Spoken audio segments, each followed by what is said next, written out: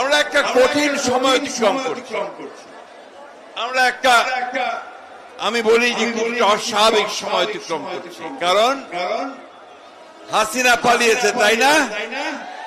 কি হাসিনা পালিয়েছে কিনা? কন্যা কেন হাসিনা পলাইছে, কিন্তু তার প্রেতাত্মারা এখনো আছে। তারা এখনো ষড়যন্ত্র করছে বাংলাদেশে আবার তাদের রাজত্ব প্রতিষ্ঠা করবার। পারবে নাকি বন্ধুগণ?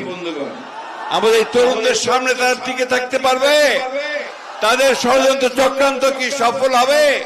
হবে না বন্ধুগণ। দুর্ভাগ্য আমাদের যে আমরা যাদেরকে দায়িত্ব দিয়েছি আমাদের এই দেশকে একটি গণতান্ত্রিক ব্যবস্থা ফিরিয়ে নিয়ে যেতে, তারা সঠিকভাবে সেই কাজটা এখনো করতে পারছেন না। ফলে মাঝে মাঝেই বিভিন্ন রকম সমস্যার সৃষ্টি হচ্ছে। সেই সমস্যাগুলো তাদেরকে আরো শক্তিশালী করার সুযোগ সৃষ্টি করে দিচ্ছে। বন্ধুগণ, আজকে যখন আপনারা এখানে সভা করছেন, তখন আরেকটা সভা হচ্ছে আপনাদের নিউ মার্কেটে,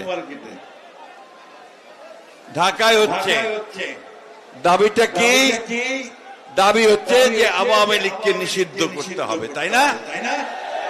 আমরা এই মাঠে যারা আছি তারা সবাই শুধু নয় বন্ধুগণ, আমরা বাংলাদেশের 18 কোটি মানুষ এই আওয়ামী লীগকে দেখতে চাই না।